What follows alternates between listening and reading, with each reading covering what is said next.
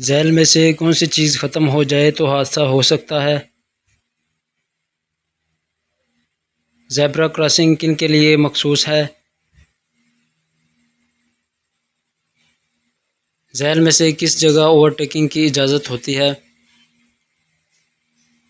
सूरज ग्रूब होने के कितनी देर बाद गाड़ी की हेडलाइट्स जलानी चाहिए?